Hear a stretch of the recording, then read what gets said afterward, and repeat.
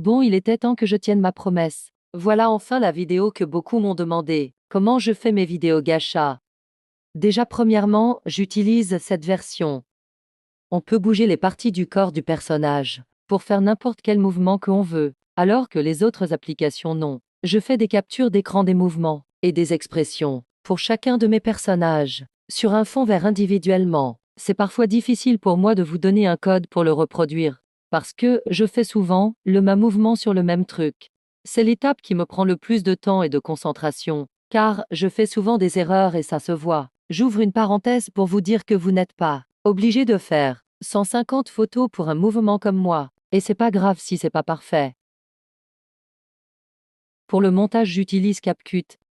Je sélectionne toutes les photos sur fond vert, et je viens faire le montage des dialogues d'un de mes personnages en utilisant le son pour que les dialogues soient bien placés. Si vous voulez un tutoriel pour savoir comment ajouter la musique, écrivez-le moi en commentaire. Petit conseil quand vous avez fini cette étape, réécoutez une dernière fois la vidéo pour vous assurer qu'il n'y a aucun problème.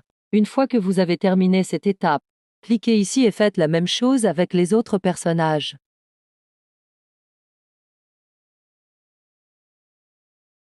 Avant d'enlever le fond vert, je dois faire enlever le logo. On effacera les bancs noirs plus tard. Ensuite, si vous avez des objets à placer derrière le personnage, c'est le moment. Ensuite, on va les raccourcir pour avoir une facilité à manipuler les images.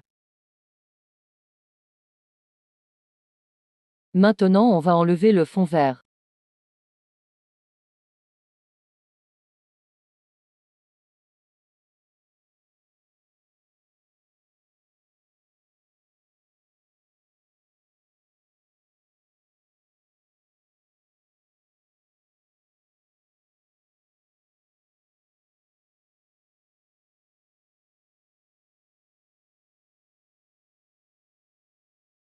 Avant de faire le montage final, il faut que j'enlève les bandes noires et le logo.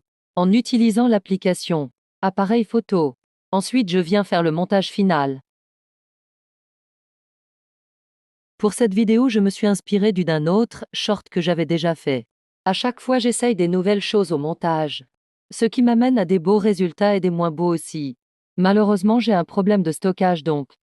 Vous n'aurez pas le résultat final de ce que j'ai fait, mais j'espère que vous avez aimé quand même la vidéo et que ça vous a éclairé sur comment je fais mes vidéos. Et vous rappelez que si ça peut paraître dur ce que je fais, vous pouvez toujours simplifier ce que vous faites.